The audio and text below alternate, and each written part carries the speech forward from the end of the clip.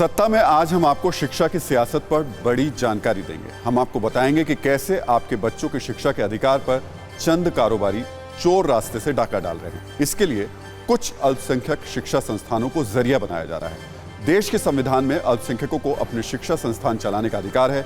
इन अल्पसंख्यक शिक्षा संस्थानों को कई तरह की सुविधाएं भी मिलती हैं, नियमों में छूट मिलती है और इसी कानूनी छूट का फायदा शिक्षा के चंद कारोबारी उठा रहे हैं। शिक्षा के नाम पर चल रहे इस कारोबार का खुलासा राष्ट्रीय बाल अधिकार संरक्षण आयोग की रिपोर्ट में हुआ है।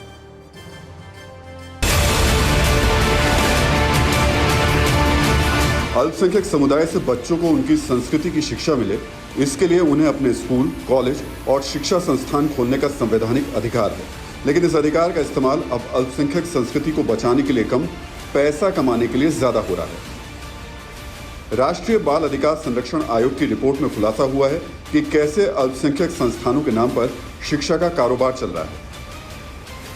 रिपोर्ट के मुताबिक धार्मिक अल्पसंख्यक आबादी में ईसाई समुदाय की हिस्सेदारी करीब 12% है, लेकिन धार्मिक अल्पसंख्यक स्कूलों में ईसाई समुदाय की हिस्सेदारी करीब 72% है।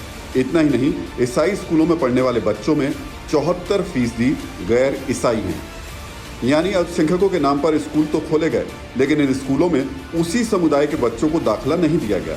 ऐसा सिर्फ पैसा कमाने के मकसद से किया गया। अल्पसंख्यक शिक्षा संस्थानों के नाम पर कैसे व्यापार चल रहा है, इसकी जानकारी आपके लिए जरूरी है। ये जानकारी इसलिए जरूरी है क्योंकि ये मामला बच्चों की शिक्षा से जुड़ा हुआ है। आरटीई और दूसरे सरकारी नियमों से बचने के लिए अल्पसंख्यक शिक्षा संस्थान का दर्जा लिया जाता है।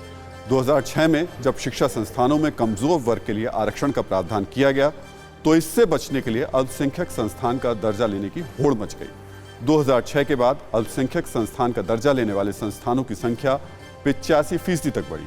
2005 से 2009 तक 83% स्कूलों ने अल्पसंख्यक संस्थान का दर्जा लिया। 2009 में आरटीई कानून बनने के बाद फिर, यानी राइट टू एजुकेशन कानून बनने के बाद फिर अल्पसंख्यक संस्थान का दर्जा लेने वाले संस्थानों की संख्या काफी तेजी से बढ़ी। 2010 से 2014 के बीच भी ये संख्या तेजी से बढ़ी। 2012 में कोर्ट ने कहा कि जिन अल्पसंख्यक संस्थानों को सरकारी मदद नहीं मिलती, उनमें राइट टू एजुकेशन कानून की धारा 12(1)(c) और 18(3) लागू नहीं होगी। कोर्ट के इस फैसले के बाद फिर अल्पसंख्यक संस्थानों के लिए दर्जा मांगने वाले संस्थानों की संख्या तेजी से बढ़ी। 2014 में कोर्ट ने अल्पसंख्यक संस्थानों को पूरी तरीके से आरटीई के दायरे से बाहर कर दिया। कोर्ट के फैसले और कानूनी पहलुओं में ही अल्पसंख्यक संस्थानों का पूरा खेल है। शिक्षा का कारोबार करने वाले गरीब बच्चों को दाखिला देने से बचने के लिए स्कूल को अल्पसंख्यक संस्थान का दर्जा दिलाते हैं और उसके बाद गरीबों का हक मारकर ज्यादा पैसे देने वालों को दाखिला दिया जाता है। इसीलिए अब इन अल्पसंख्यक स्कूलों में भी आरटीई लागू किए जाने की मांग हो रही है। शिक्षा का अधिकार कानून ट्रू सेंस और स्पिरिट में सभी जगह लागू होना चाहिए। सभी बच्चों को जो उनका फंडामेंटल राइट है वो मिलना चाहिए।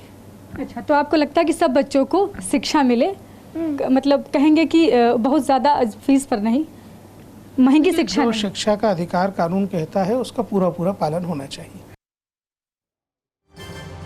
राष्ट्रीय बाल अधिकार संरक्षण आयोग की रिपोर्ट बताती है कि अल्पसंख्यक संस्थानों में पढ़ने वाले उस समुदाय के 100 में से 9 बच्चे ही गरीब परिवारों से आते हैं। यानी कि जो संस्थान अपने समुदाय के गरीब बच्चों को पढ़ाने के नाम पर चलाए जा रहे हैं, वहां गरीबों को नहीं, अमीरों को दाखिला दिया जा रहा है। आपको बताते हैं कि कैसे अल्पसंख्यक संस्थान के नाम पर शिक्षा की दुकानें सजा दी गई हैं। पश्चिम बंगाल में अल्पसंख्यकों में 92% आबादी मुसलमानों की है, लेकिन पश्चिम बंगाल में सिर्फ 2 मुस्लिम अल्पसंख्यक स्कूल हैं। वहीं पश्चिम बंगाल की आबादी में 2.47%, लगभग 3% आप कह सकते हैं, ईसाई आबादी है, लेकिन पश्चिम बंगाल में 114 ईसाई अल्पसंख्यक स्कूल हैं। वही बात उत्तर प्रदेश की अगर कर लें तो यहाँ कुल आबादी में ईसाइयों की संख्या करीब 1% है, लेकिन यहाँ 197 ईसाई स्कूल हैं। दरअसल ये पूरा खेल अल्पसंख्यक संस्थानों को दर्जा देने वाली पॉलिसी में मौजूद खामी के कारण है। तो एक तरफ अल्पसंख्यक शिक्षा संस्थान होने के लिए अभी तक जो गाइडलाइंस हैं या जो स्टेट गवर्नमेंट्स इन पर काम कर रही हैं, वो केवल मैनेजमेंट में अल्पसंख्यक लोगों की कितनी गिनती है इस पे काम करती हैं। वहाँ पढ़ने वाले, उनके लाभान्वित कितने उस समुदाय के हैं, इस पर काम नहीं हो रहा है। इसलिए हमने रिकमेंडेशन किया है कि सरकार ये मिनिमम नंबर फिक्स करे कि भाई इतने तो अल्पसंख्यक बच्चों को उस अल्पसंख्यक संस्थान का लाभ मिलना चाहिए।